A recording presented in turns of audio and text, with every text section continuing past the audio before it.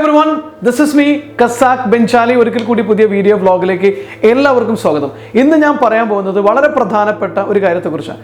ഞാനും നിങ്ങളും എല്ലാവരും പണം കൈകാര്യം ചെയ്യുമ്പോൾ നമുക്ക് സംഭവിക്കുന്ന 10 അബദ്ധങ്ങളെക്കുറിച്ചാണ്. മണി മാറ്ററിൽ, ഫിനാൻഷ്യൽ മാനേജ്മെൻറ്റിൽ നമുക്ക് സംഭവിക്കുന്ന 10 അബദ്ധങ്ങൾ. അത് ബിസിനസ്സുകാരാവട്ടെ, സാധാരണക്കാരനാവട്ടെ, എംപ്ലോയിഡ് ആവട്ടെ, എൻട്രപ്രനർ ആവട്ടെ, ആരാണെങ്കിലും ശരി, നമുക്ക് സംഭവിക്കുന്ന 10 അബദ്ധങ്ങളെക്കുറിച്ചാണ്, ഒരിക്കലും ചെയ്യാൻ പാടില്ലാത്ത 10 കാര്യങ്ങളെക്കുറിച്ചാണ് ഞാൻ ഇന്ന് നിങ്ങളോട് പറയാൻ പോകുന്നത്. ഒന്നാമത്തെ കാര്യം എന്താണെന്ന് വെച്ച് കഴിഞ്ഞാൽ, കൂടിയ പലിശയിൽ പണം കടമെടുത്ത് ബിസിനസ് ചെയ്യുക എന്നുള്ളതാണ്. പലരും ബിസിനസ് ചെയ്യാൻ തുടങ്ങും, മനസ്സിന് നല്ലൊരു ആശയമുണ്ട്, മനസ്സിൽ ഒരുപാട് വലിയ പ്രോജക്റ്റ് ഉണ്ട്, അല്ലെങ്കിൽ വേറെ ആരെങ്കിലും ഒക്കെ പറഞ്ഞതിൻ്റെ പുറകിലോ, അല്ലെങ്കിൽ പുള്ളിക്കാരൻ പറഞ്ഞിട്ടുണ്ട് നല്ല ബിസിനസ്സാണ്, അല്ലെങ്കിൽ മണി ചെയിൻ മാർക്കറ്റിങ്ങോ, അല്ലെങ്കിൽ വേറെ എന്തെങ്കിലും പലതരത്തിലുള്ള ബിസിനസ് ആണെങ്കിലും ശരി, ഏത് ബിസിനസ്സും, എല്ലാ ബിസിനസ്സും നല്ലതാണ്, നല്ല രീതിയിൽ ചെയ്യുകയാണെങ്കിൽ. ഞാനൊരു ബിസിനസ്സേയും മോശമാണെന്ന് പറയുകയല്ല. പക്ഷേ ഏത് ബിസിനസ്സിലേക്ക് പോകണമെങ്കിലും, ആരെങ്കിലും പറഞ്ഞ് ഉപദേശം സ്വീകരിച്ച് പോവുകയാണെങ്കിലും, കടമെടുത്ത് ചെയ്യുകയാണെങ്കിലും, എല്ലാം ആണെങ്കിലും ശരി, ഒരിക്കലും തന്നെ നിങ്ങളൊരു സംരംഭത്തിലേക്ക് ഇറങ്ങുമ്പോൾ, ഒരു ബിസിനസ്സിലേക്ക് ഇറങ്ങുമ്പോൾ ഒരിക്കലും തന്നെ അമിതമായിട്ട് പലിശയ്ക്ക് കടമെടുത്തുകൊണ്ട് ബിസിനസ് തുടങ്ങരുത്.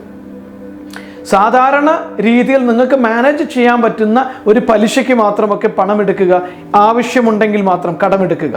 പക്ഷെ ഒരിക്കലും തന്നെ നിങ്ങൾക്ക് താങ്ങാൻ കഴിയാത്ത രീതിയിലുള്ള വട്ടി പലിശയ്ക്ക്, ബ്ലേഡ് എന്നൊക്കെ പറയുന്ന അമിതമായ പലിശയ്ക്ക് കടമെടുത്തുകൊണ്ട് ബിസിനസ് തുടങ്ങരുത്. കാരണം നമ്മൾ വിചാരിച്ച സമയത്തിനുള്ളിൽ ബിസിനസ് ലാഭത്തിലാകണമെന്നില്ല. മാർക്കറ്റ് സിനാരിയോ, ബിസിനസിന്റെ ലാഭം എന്ന് പറയുന്നത് മാർക്കറ്റ് കണ്ടീഷനിങ്ങിനെയും അതുപോലെ തന്നെ ഡിമാൻഡിനെയും സപ്ലൈയെയും നിങ്ങളുടെ പ്രൊഡക്ടിവിറ്റിയെയും നിങ്ങളുടെ കാര്യങ്ങളെല്ലാം കറക്റ്റ് കംപ്ലീറ്റ് ആകുന്നതിനനുസരിച്ച് മാത്രമാണ്. നിങ്ങൾ പറഞ്ഞ സമയത്ത് നിങ്ങൾക്കൊരു പക്ഷേ ബിസിനസ് തുടങ്ങാൻ പറ്റിയെന്ന് വരില്ല. നിങ്ങൾക്ക് ഏതെങ്കിലും തരത്തിലുള്ള എററുകൾ ഉണ്ടാകും, പ്രോസസ് ഡിലേസ് ഉണ്ടാകാം, ഗവൺമെൻറ് സൈഡിൽ നിന്നുള്ള അപ്രൂവൽസിൻ്റെ ഡിലേ ഉണ്ടാകാം, മാനുഫാക്ചേഴ്സിൻ്റെയോ സപ്ലയേഴ്സിൻ്റെയോ സർവീസ് പ്രൊവൈഡേഴ്സിൻ്റെയോ കൃത്യമായിട്ട് സമയത്തുള്ള സഹകരണം ഇല്ലായ്മ കൊണ്ടോ അല്ലെങ്കിൽ ഷിപ്മെൻറ്റ് ഡിലേ കൊണ്ടോ ഒക്കെ നിങ്ങളുടെ ബിസിനസ്സിന് ഡിലേ സംഭവിച്ചിരിക്കാം. ഇനി ഡിലേ ഇല്ല, എല്ലാം പ്രോസസ്സിലായിപ്പോയി, പക്ഷെ പ്രോഫിറ്റബിലിറ്റിയിലേക്ക് ബിസിനസ്സിനെ എത്തിക്കാൻ, ബ്രേക്ക് ഈവനിലേക്ക് എത്തിക്കാൻ നിങ്ങൾ വിചാരിച്ച സമയത്തിനുള്ളിൽ ഒരു പക്ഷേ കഴിഞ്ഞെന്ന് വരില്ല. അതുകൊണ്ട് തന്നെ നമ്മൾ വിചാരിച്ച രീതിയിൽ എപ്പോഴും നടക്കാൻ കഴിയാത്ത സാഹചര്യം ഇല്ലാത്തത് കൊണ്ട് തന്നെ അമിത പലിശയ്ക്കാണ് നിങ്ങൾ പണം കടമെടുത്തുകൊണ്ട് ബിസിനസ് തുടങ്ങുന്നതെങ്കിൽ ഒരു 3 മാസം കഴിയുമ്പോഴേക്കും നിങ്ങളുടെ ഫണ്ട് ഫ്ലോ മാനേജ്മെന്റ് കംപ്ലീറ്റ് പോകും. 6 മാസം ആകുമ്പോഴേക്കും നിങ്ങളുടെ കടം വാങ്ങിച്ച ആളുകൾ അല്ലെങ്കിൽ പലിശയ്ക്ക് കടം വാങ്ങിച്ച ആളുകൾ നിങ്ങളെ ബുദ്ധിമുട്ടിക്കാൻ തുടങ്ങും, വല്ലാതെ ഡിസ്റ്റർബ് ചെയ്യാൻ തുടങ്ങും. സ്വാഭാവികമായിട്ടും എന്ത് സംഭവിക്കും? നിങ്ങളുടെ ബിസിനസ്സിലെ ഫോക്കസ് പോകും. അതിനെ ഏറ്റവും കൂടുതൽ മുന്നോട്ട് കുതിക്കേണ്ട, അതിനുവേണ്ട നിങ്ങളുടെ ഊർജ്ജം ചെലവഴിക്കേണ്ട ആ മുഴുവൻ ഫോക്കസും പോയിട്ട് ഈ കടക്കാരിൽ നിന്ന് രക്ഷപ്പെടുന്നതിനെ കുറിച്ച് വേറെ പലിശയ്ക്ക് കടമെടുത്ത് പിന്നെയും കടമെടുത്ത് ബിസിനസ്സും നിങ്ങളുടെ ലൈഫും കംപ്ലീറ്റ് ആയിട്ട് പോകുന്നത് ഒരുപാട് പേരുടെ കാണാൻ ഇട വന്നിട്ടുണ്ട്. കഴിഞ്ഞ കുറച്ച് ദിവസങ്ങൾക്ക് മുമ്പാണ് എന്നെ ദുബായിൽ ഇതുപോലത്തെ ഒരു ഇഷ്യൂവും കൊണ്ട് ഒരാൾ കാണാൻ വന്നത്. അതുകൊണ്ട് തന്നെയാണ് പറയുന്നത്, ഫിനാൻഷ്യൽ കാര്യങ്ങളിൽ നമ്മൾ ഒരിക്കലും തന്നെ അമിത പലിശയ്ക്ക് കടമെടുത്തുകൊണ്ട് ഒരു സംരംഭം തുടങ്ങാൻ ശ്രമിക്കരുത്. ഇനി പറയാൻ പോകുന്നത് രണ്ടാമത്തെ കാര്യമാണ്. ഞാനും നിങ്ങളും എല്ലാവരും, പ്രത്യേകിച്ച് ബിസിനസ്സുകാർ, ബിസിനസ് ചെയ്യുന്ന ആളുകൾ പ്രത്യേകിച്ചും ശ്രദ്ധിക്കേണ്ട ഒരു കാര്യമാണ്. അല്ലാത്തവരും ശ്രദ്ധിക്കേണ്ട സംഭവിക്കാൻ പോകുന്ന രണ്ടാമത്തെ അബദ്ധമാണ് ചെലവഴിച്ചതിന് ശേഷം ബാക്കി വരുന്ന പണം ഇൻവെസ്റ്റ് ചെയ്യുക എന്നുള്ളത്. രണ്ടാമത്തെ കാര്യം എന്താണ്? ചെലവഴിച്ചതിന് ശേഷം ബാക്കി പണം ഇൻവെസ്റ്റ് ചെയ്യാം എന്നുള്ള തീരുമാനം ഒരിക്കലും പാടില്ല. കാരണം ചെലവഴിക്കുക എന്ന് പറഞ്ഞു കഴിഞ്ഞാൽ ചെലവഴിക്കാൻ എപ്പോഴും എന്തെങ്കിലുമൊക്കെ കാരണങ്ങൾ ഉണ്ടായിക്കൊണ്ടിരിക്കും. എന്തെങ്കിലും ഒരു പുതിയ ഡ്രസ്സ് വാങ്ങുന്നതാകാം, പുതിയ വീട് വാങ്ങുന്നതാകാം, പുതിയ കാർ വാങ്ങുന്നതാകാം. Depends on the money, what money you have. നിങ്ങളുടെ കയ്യിലുള്ള പണത്തിനനുസരിച്ചിട്ട് നിങ്ങൾക്ക് പണം ചെലവഴിക്കാനുള്ള ആവശ്യങ്ങളും അവസരങ്ങളും ഉണ്ടായിക്കൊണ്ടേയിരിക്കും. അതുകൊണ്ട് തന്നെ ചെലവഴിച്ചതിന് ശേഷം ഇൻവെസ്റ്റ് ചെയ്യാം എന്ന് വിചാരിച്ചു കഴിഞ്ഞാൽ you will never ever invest. You cannot invest. So invest first, then spend money. Whatever you want to invest, just invest. The remaining money you can spend for your expansion or personal purpose. നിങ്ങളുടെ വ്യക്തിപരമായ കാര്യത്തിന് വേണ്ടിയിട്ട് invest ചെയ്തതിന് ശേഷം നിങ്ങൾക്ക് പണം ചെലവഴിക്കാം. Invest ചെയ്യുക എന്നുള്ളതായിരിക്കണം priority. അതിന് കഴിഞ്ഞിട്ടുള്ള ബാക്കി പണം ഉണ്ടെങ്കിൽ നിങ്ങൾക്ക് ചെലവഴിക്കാം. കാരണം ഹ്യൂമൻ ടെൻഡൻസി എന്ന് പറഞ്ഞു കഴിഞ്ഞാൽ കയ്യിൽ കാശുണ്ടെങ്കിൽ ചെലവഴിക്കാനുള്ള മാർഗങ്ങൾ ഉണ്ടാകും, അല്ലെങ്കിൽ നമ്മൾ തന്നെ കണ്ടെത്തും. ഏതെങ്കിലുമൊക്കെ വഴിയിൽ നമ്മൾ ചെലവാക്കാനുള്ള വഴികൾ ഉണ്ടാക്കിക്കൊണ്ടേയിരിക്കും. അതുകൊണ്ട് തന്നെ ആദ്യം ഇൻവെസ്റ്റ് ചെയ്യുക. നമ്മുടെ കയ്യിൽ കാശില്ലെങ്കിൽ നമ്മൾ കുറേയൊക്കെ അതിനനുസരിച്ച് അഡ്ജസ്റ്റ് ചെയ്ത് ജീവിക്കാൻ പഠിക്കുകയും അതിലൂടെ കൂടുതൽ അഡ്ജസ്റ്റ് ചെയ്തുകൊണ്ട് നമ്മുടെ ലൈഫിനെ കൂടുതൽ ഇൻവെസ്റ്റ്മെന്റ് ഫ്രണ്ട്ലി ആക്കി മാറ്റാനും നമുക്ക് കഴിയും. രണ്ടാമത് നമ്മൾ ഒഴിവാക്കേണ്ട അബദ്ധം എന്താണ്? ചെലവാക്കിയതിനു ശേഷം ഇൻവെസ്റ്റ് ചെയ്യുക എന്നുള്ള നമ്മുടെ തീരുമാനം. മൂന്നാമത്തെ നമുക്ക് എല്ലാവർക്കും പറ്റുന്നൊരു അബദ്ധമാണ് കടം കൊടുക്കുക എന്നുള്ളത്. പലപ്പോഴും ഒരുപാട് ആളുകൾ പറഞ്ഞിട്ടുണ്ട്, ഒരു ശത്രുവിനെ ഉണ്ടാക്കണമെങ്കിൽ there is an easy way to create an enemy is lending money. പണം കൊടുത്തുകൊണ്ട്, കടം കൊടുത്തുകൊണ്ട് സഹായിക്കുക എന്നുള്ളതാണ് ശത്രുവിനെ ഉണ്ടാക്കാനുള്ള ഏറ്റവുമായ എളുപ്പവഴി എന്ന് പറയാറുണ്ട്. ഞാൻ പറയുന്നത്, അപ്പോൾ നിങ്ങൾ ചോദിക്കും, അയ്യോ പണമർക്കും കടം കൊടുക്കാൻ പാടില്ലേ? ഒരാൾ ബുദ്ധിമുട്ടി വന്നു കഴിഞ്ഞാൽ എന്ത് ചെയ്യും? പണം കൊടുത്തില്ലെങ്കിൽ അയാളെ പ്രയാസം എങ്ങനെയാണ് തീരുക? പണം കൊടുത്തില്ലെങ്കിൽ അയാളെ പ്രയാസം എങ്ങനെയാണ് തീരുക? തുടങ്ങിയ സംശയങ്ങളെല്ലാം നിങ്ങൾക്കുണ്ടാകും. ഇവിടെ ഞാൻ പറയുന്നത് പണം, കടം ഒരിക്കലും കൊടുക്കരുതെന്നല്ല, ഒരിക്കലും അയാൾക്ക് പണം കൊടുക്കാൻ പാടില്ല എന്നുമല്ല. മറിച്ച് നിങ്ങൾക്ക് കൃത്യസമയത്ത് തിരിച്ചു കിട്ടിയിട്ട് നിങ്ങളുടെ എന്തെങ്കിലും ഒരു അത്യാവശ്യത്തിന് വേണ്ടി അത് ഉപയോഗിക്കാം എന്ന പ്രതീക്ഷയിൽ നിങ്ങൾ കടം കൊടുക്കരുത്.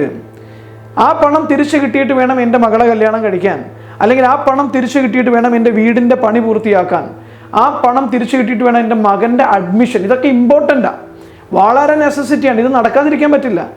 അതിനുവേണ്ടി നിങ്ങൾ സേവ് ചെയ്ത് വെച്ചിരിക്കുന്ന പണം കറക്റ്റ് സമയത്ത് തന്നെ തിരിച്ചയാൾ തരും എന്ന പ്രതീക്ഷയിൽ നിങ്ങൾ കൊടുത്തു കഴിഞ്ഞാൽ ഒരു പക്ഷേ അയാൾക്ക് അത് തിരിച്ചു തരാൻ പറ്റിയില്ലെങ്കിൽ നിങ്ങൾ തമ്മിലുള്ള റിലേഷൻഷിപ്പ് പോകും, നിങ്ങളുടെ കാര്യവും നടക്കാതെ വരും, അത് വലിയൊരു പ്രശ്നത്തിലേക്ക് വരും. അതുകൊണ്ട് തന്നെ തിരിച്ച് സമയത്തിന് കിട്ടും എന്ന പ്രതീക്ഷയിൽ കടം കൊടുക്കരുത്. ഞാൻ എപ്പോഴും സജസ്റ്റ് ചെയ്യാറുള്ളത്, നിങ്ങൾ ഒരിക്കലും തിരിച്ച് കിട്ടില്ല എന്ന രീതിയിൽ കടം കൊടുക്കുക. നിങ്ങളുടെ കയ്യിൽ ഇനി തിരിച്ച് കിട്ടിയില്ലെങ്കിലും കുഴപ്പമില്ല എന്നുള്ളൊരു എമൗണ്ട് കടം കൊടുക്കുക. അതല്ലെങ്കിൽ ഇനി തിരിച്ച് തന്നില്ലെങ്കിലും ശരി, എൻ്റെ അനിയനല്ലേ, എൻ്റെ സഹോദരിയല്ലേ, എൻ്റെ അളിയനല്ലേ, കുഴപ്പമില്ല, അവൻ അനുഭവിക്കട്ടെ എന്ന് പറഞ്ഞ് എഴുതി തള്ളാൻ കഴിയുന്ന രീതിയിൽ ഉള്ള ആളുകൾക്ക് നിങ്ങൾ കടം കൊടുക്കുക. അപ്പോൾ കുഴപ്പമില്ല, ഇനി തിരിച്ച് കിട്ടിയില്ലെങ്കിലും എൻ്റെ അനിയനല്ലേ, എൻ്റെ ഫാദർ അല്ലേ, എൻ്റെ സിസ്റ്റർ അല്ലേ, I don't have any problem, let them use it, let them enjoy with my money എന്ന് നമുക്ക് സമാധാനിക്കാൻ പറ്റുന്ന എമൗണ്ട് ആയിരിക്കണം. അല്ലെങ്കിൽ തിരിച്ച് കിട്ടിയില്ലെങ്കിലും കുഴപ്പമില്ല എന്ന് പറഞ്ഞ് ഒഴിവാക്കാൻ പറ്റുന്ന എമൗണ്ടോ, അല്ലെങ്കിൽ തിരിച്ച് കിട്ടില്ല എന്ന് പ്രതീക്ഷിച്ചുകൊണ്ടോ കൊടുക്കുന്നതാണ് എപ്പോഴും നല്ലത് റിലേഷൻഷിപ്പ് മെയിൻറ്റെയിൻ ചെയ്യാൻ. പണം കടം കൊടുത്താൽ സമയത്തിന് നിങ്ങളുടെ അത്യാവശ്യത്തിന് തിരിച്ചു കിട്ടുമെന്ന് ഒരിക്കലും പ്രതീക്ഷിക്കരുത്. നാലാമത്തെ കാര്യം പിന്നെ എല്ലാവർക്കും അറിയുന്നതാണ്, ഞാനതിൽ കൂടുതൽ പറയുന്നില്ല, ലോണിന് ജാമ്യം നിൽക്കുക. നിങ്ങളുടെ ഏറ്റവും അടുത്ത സുഹൃത്തായിരിക്കും, നിങ്ങളുടെ ഏറ്റവും അടുത്ത ബന്ധുക്കളായിരിക്കും, അല്ലെങ്കിൽ റിലേറ്റീവ് ആയിരിക്കും, എല്ലാമായിരിക്കും. പക്ഷേ ലോണിന് ജാമ്യം നിൽക്കുന്നതിന് മുൻപ് നിങ്ങൾ ജാമ്യം നിൽക്കുന്ന വ്യക്തിയുമായിട്ടുള്ള നിങ്ങളുടെ ബന്ധമല്ല, അയാളുടെ ഫിനാൻഷ്യൽ ഹാബിറ്റിനെ കുറിച്ച് പഠിക്കുന്നത് നല്ലതാണ്.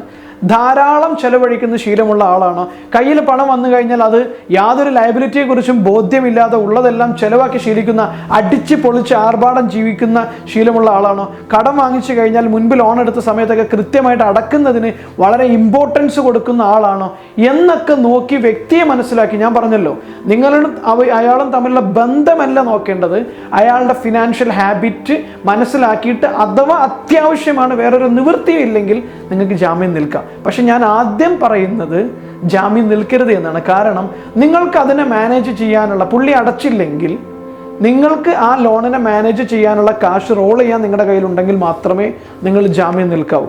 കാരണം ആ വ്യക്തിക്ക് എന്തെങ്കിലും അപകടം പറ്റാം, അല്ലെങ്കിൽ വിചാരിച്ച സമയത്ത് പുള്ളിക്ക് ഫണ്ട് മാനേജ് ചെയ്യാൻ പറ്റാതെ വരാം, പുള്ളിക്ക് അത് അടക്കാൻ കഴിയാതെ വരികയൊക്കെ ചെയ്തു കഴിഞ്ഞാൽ അതിൻ്റെ ലയബിലിറ്റി നിങ്ങൾ ഏറ്റെടുക്കുകയാണ് ജാമ്യം നിൽക്കുക എന്ന് പറയുന്നത്. നിങ്ങളുടെ എമൗണ്ടിലോ നിങ്ങളുടെ സമ്പത്തിലേക്കോ അത് കൈകടത്താനും ലീഗൽ ഇഷ്യൂസിലേക്കൊക്കെ നിങ്ങളെ എത്തിക്കാനും അത് കാരണമാകും എന്നുള്ളത് കൊണ്ട് തന്നെ ജാമ്യം നിൽക്കുന്നതിന് മുമ്പ് 100 വട്ടം ആലോചിക്കുക. ജാമ്യം നിൽക്കുന്ന വ്യക്തിയാണോ അയാളെക്കുറിച്ച് 100 തവണ പഠിക്കുക. എന്നിട്ട് വേണമെന്ന് തീരുമാനിച്ചിട്ട് ഒട്ടും നിവൃത്തിയില്ലെങ്കിൽ മാത്രമേ ജാമ്യം നിൽക്കാവൂ. പറ്റുമെങ്കിൽ ലോണിന് ജാമ്യം നിൽക്കാതിരിക്കുക. ഇനി 5ാമത്തെ കാര്യം, പ്രധാനപ്പെട്ട കാര്യം എന്ന് വെച്ചാൽ പല ആളുകളും ചെയ്യുന്നൊരു അബദ്ധമാണ് പണം ഇൻവെസ്റ്റ് ചെയ്യാതെ സേവ് ചെയ്യുക എന്ന് പറയുന്നത്. പണം എന്ന് പറഞ്ഞു കഴിഞ്ഞാൽ അത് ഈ മാർക്കറ്റിൽ സർക്കുലേറ്റ് ചെയ്യാനുള്ളതാണ്, മാർക്കറ്റിൽ സപ്ലൈ ചെയ്യാനുള്ളതാണ്. കുറേ ആളുകളുടെ പണമുണ്ട്, അതെല്ലാവരും ഇങ്ങനെ അലമാരയ്ക്കകത്ത് റിസർവ് ചെയ്ത് വെച്ച് കഴിഞ്ഞാൽ മാർക്കറ്റിൽ ഫണ്ട് ഇറങ്ങില്ല. അതുകൊണ്ട് തന്നെ പണം എന്ന് പറയുന്നത് ഒരു ചലിക്കേണ്ട വസ്തുവാണ്. റിസർവെയർ എന്ന് പറയുന്നത് വെള്ളം എന്ന് പറഞ്ഞു കഴിഞ്ഞാൽ അത് റിസർവ് ചെയ്ത് വെക്കുമ്പോൾ ഒരു ഭാഗത്ത് മാത്രമാണ് ഉണ്ടാകുന്നുള്ളൂ. ഒരു ഭാഗത്ത് സമൃദ്ധി ഉണ്ടാകുമ്പോൾ ഒരുപാട് ഭാഗത്ത് എന്ത് ചെയ്യും, അത് ദാരിദ്ര്യം ഉണ്ടാക്കുകയും അതുപോലെ തന്നെ വരൾച്ച ഉണ്ടാക്കുകയും ചെയ്യും, വെള്ളം ഒരു ഭാഗത്ത് തടഞ്ഞു വെക്കുമ്പോൾ. മറിച്ച് അതിനെ എല്ലാ ഭാഗത്തേക്കും എത്തുന്ന രീതിയിൽ സർക്കുലേറ്റ് ചെയ്ത് ആ വെള്ളത്തെ കനാലുകളിലൂടെ നമുക്ക് എല്ലാ ഭാഗത്തേക്കും എത്തിച്ചു കഴിഞ്ഞാൽ എല്ലാ ഭാഗത്തും സമൃദ്ധി ഉണ്ടാകുകയും എല്ലാ ഭാഗത്തും മരങ്ങളൊക്കെ തഴച്ചു വളർന്ന് വീണ്ടും ധാരാളം മഴ പെയ്യുകയും എല്ലാ ഭാഗത്തിൻ്റെയും വളർച്ച അത് ഉറപ്പുവരുത്തുകയും ചെയ്യും. അതുപോലെ തന്നെയാണ് പണം ചുമ്മാ സേവ് ചെയ്ത് വെക്കരുത്. ഒരു പെർട്ടിക്കുലർ എമൗണ്ട് ആയിക്കഴിഞ്ഞാൽ നിങ്ങൾക്ക് ഉറപ്പുള്ള, നിങ്ങൾക്ക് ബോധ്യമുള്ള, നിങ്ങൾ നല്ല രീതിയിൽ പഠിച്ചതിന് ശേഷം അത് ഇൻവെസ്റ്റ് ചെയ്യണം. അത് ഗവൺമെൻറ് ബോണ്ടിൽ ഇൻവെസ്റ്റ് ചെയ്യാം, ഷെയർ മാർക്കറ്റിലാകാം, അല്ലെങ്കിൽ നിങ്ങൾക്ക് പരിചയമുള്ള ആരുടെയെങ്കിലും ബിസിനസ്സിലാകാം, നിങ്ങളുടെ തന്നെ സ്വന്തം ഐഡിയയിലാകാം, അല്ലെങ്കിൽ പ്രോപ്പർട്ടിയിലാകാം, റിയൽ എസ്റ്റേറ്റിലാകാം. There are plenty of investment opportunities are there in the world. അല്ലെങ്കിൽ സ്റ്റാർട്ടപ്പിലാവാം. ഇങ്ങനെ നിങ്ങളുടെ കയ്യിലുള്ള പണം ആവശ്യമുള്ള ഒരുപാട് ബിസിനസ് സംരംഭങ്ങൾ ഇവിടെ ആവശ്യമുണ്ട്. പണം ഉണ്ടായിക്കഴിഞ്ഞാൽ നിങ്ങൾക്കും ധാരാളം പണം ഉണ്ടാക്കാനും അത് ലോകത്തിന് ഒരുപാട് മാറ്റങ്ങൾ ഉണ്ടാക്കാനും ഒക്കെ കഴിയുന്ന ഒരു ടൂളാണ് പണം എന്ന് പറയുന്നത്. അത് സേവ് ചെയ്തിട്ട് പൂപ്പിച്ച് കളയാനുള്ള അല്ലെങ്കിൽ പൂത്തു പോകാനുള്ളതല്ല. സേവ് ചെയ്യുമെന്ന് പറഞ്ഞിട്ട് സേവ് ചെയ്തുകൊണ്ട് അതിനെ നശിപ്പിച്ച് കളയാനുള്ളതല്ല പണം എന്ന് പറയുന്നത്. പണം എന്ന് പറഞ്ഞു കഴിഞ്ഞാൽ അത് സർക്കുലേറ്റ് ചെയ്യാനുള്ളതാണ്. അപ്പോൾ സേവ് ചെയ്ത് ഒരു സെർട്ടൻ എമൗണ്ട് ആയിക്കഴിഞ്ഞാൽ യു നീഡ് ടു ഇൻവെസ്റ്റ്. ഏറ്റവും റിസ്ക് കുറഞ്ഞതാവാം, നന്നായിട്ട് പഠിക്കാം. അയ്യോ എനിക്ക് ഇൻവെസ്റ്റ്മെൻറ്റിനെ കുറിച്ചൊന്നും അറിയില്ല, എനിക്ക് സേവ് ചെയ്യാൻ മാത്രമേ അറിയുള്ളൂ. That is your mistake. ഇൻവെസ്റ്റ്മെൻറ്റിനെ കുറിച്ചെല്ലാം ഇന്ന് പഠിക്കാം. അതിനൊക്കെ ഒരുപാട് അവസരങ്ങളുണ്ട്. പഠിപ്പിക്കാൻ 100 കണക്കിന് ആളുകളുണ്ട്, ഇൻവെസ്റ്റ് ചെയ്യാൻ 100 കണക്കിന് ആളുകളുണ്ട്. പക്ഷേ ആരെങ്കിലും പറഞ്ഞെടുത്ത് ഇൻവെസ്റ്റ് ചെയ്യരുത്. നിങ്ങൾക്ക് ഞാൻ വീണ്ടും പറയുന്നത്, ഇൻവെസ്റ്റ്മെൻറ്റിലേക്ക് പോകുമ്പോൾ എവിടെയെങ്കിലും ഇൻവെസ്റ്റ് ചെയ്യുക എന്നല്ല ഞാൻ പറഞ്ഞത്. പൂർണ്ണമായിട്ടും പഠിച്ച് നിങ്ങൾക്കറിയുന്ന, നിങ്ങൾക്ക് ബോധ്യപ്പെട്ട ബിസിനസ്സിൽ മാത്രമേ ഇൻവെസ്റ്റ് ചെയ്യാൻ പാടുള്ളൂ. ഇപ്പോൾ ഒരുപാട് ആളുകൾ പല രീതിയിലുള്ള ബിസിനസ്സുമായിട്ട് വരുന്നുണ്ട്. ക്രിപ്റ്റോ കറൻസി എന്ന് പറഞ്ഞുകൊണ്ടും ബിറ്റ്കോയിൻ എന്ന് പറഞ്ഞുകൊണ്ട് ആളുകൾ വരുന്നുണ്ട്. ഇതൊന്നും മോശം ബിസിനസ് ആണെന്നല്ല ഞാൻ പറയുന്നത്. ഇതൊക്കെ ആണെങ്കിലും ശരി, ഈ പണം എങ്ങോട്ട് പോകുന്നു, ഈ പണത്തിൻ്റെ പ്രവൃത്തി എന്താണ്, ഇത് എന്ത് ചെയ്യുന്നു, എങ്ങനെയാണ് എനിക്ക് ലാഭം കിട്ടുക, ഇതിന് ലീഗൽ ആസ്പെക്ട്സ് എങ്ങനെയാണ്, ലീഗലി അപ്രൂവ്ഡ് ആണ്, ഗവൺമെൻറ്റിൻ്റെ അംഗീകാരങ്ങളുണ്ട്, തുടങ്ങിയ കാര്യങ്ങളെല്ലാം ബോധ്യപ്പെട്ട് ഉറപ്പുവരുത്തിയതിന് ശേഷം മാത്രമേ നിങ്ങൾ ഇൻവെസ്റ്റ് ചെയ്യൂ. പക്ഷേ ഇൻവെസ്റ്റ് ചെയ്യാതെ പണം വെറുതെ സൂക്ഷിച്ചു വെക്കരുത്. കാരണം നിങ്ങൾ സൂക്ഷിച്ചു വെക്കുന്ന പണം ഓരോ ദിവസവും അതിൻ്റെ മൂല്യം കുറഞ്ഞുകൊണ്ടിരിക്കുകയാണ്. ഇൻഫ്ലേഷൻ കാരണം മൂല്യം കുറഞ്ഞുകൊണ്ടിരിക്കുകയാണ്. അപ്പോൾ നിങ്ങളുടെ പണത്തിൻ്റെ വാല്യൂ അല്ലാതായിട്ട് മാറുകയും ചെയ്യും.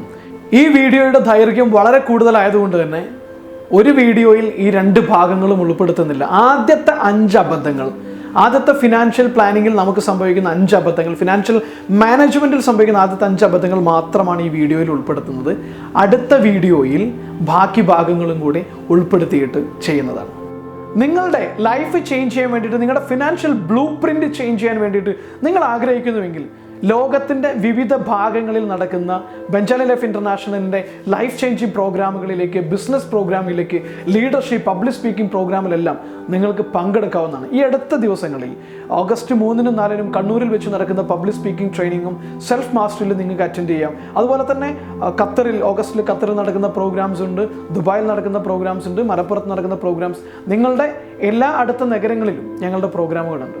നിങ്ങൾക്ക് ഇഷ്ടപ്പെട്ട, നിങ്ങൾ ആഗ്രഹിക്കുന്ന പ്രോഗ്രാം, ലൈഫ് ചേഞ്ചിങ് പ്രോഗ്രാം ആകട്ടെ, ബിസിനസ്, പബ്ലിക് സ്പീക്കിംഗ്, ലീഡർഷിപ്പ്, ഏത് രീതിയിലുള്ള പ്രോഗ്രാം ആകട്ടെ, ഇനി അതല്ല നിങ്ങളുടെ ഒരു ഓൺട്രപ്രനർ ആണെങ്കിൽ നിങ്ങളുടെ സ്റ്റാഫിനെ, നിങ്ങളുടെ ബിസിനസ് റൺ ചെയ്യുന്ന മാൻ പവറിനെ ഹൈ പ്രൊഡക്ടിവിറ്റിയുള്ള ഒരു കോർ ടീമാക്കി മാറ്റാൻ നിങ്ങൾ ആഗ്രഹിക്കുന്നുവെങ്കിൽ കോർപ്പറേറ്റ് ട്രെയിനിങ്, വിവിധ തരത്തിലുള്ള പാക്കേജുകളുടെ കോർപ്പറേറ്റ് ട്രെയിനിങ് ഞങ്ങൾ ഡിസൈൻ ചെയ്തിട്ട് കസ്റ്റമൈസ് ചെയ്ത് ഞങ്ങൾ സേവ് ചെയ്യുന്നുണ്ട്. ഇതിലേതെങ്കിലും നിങ്ങൾക്ക് ആവശ്യമുണ്ടെങ്കിൽ താഴെ കാണുന്ന നമ്പറിൽ കോൺടാക്ട് ചെയ്യും. Thank you so much. ഞാൻ കസാഖ് ബെഞ്ചാലി.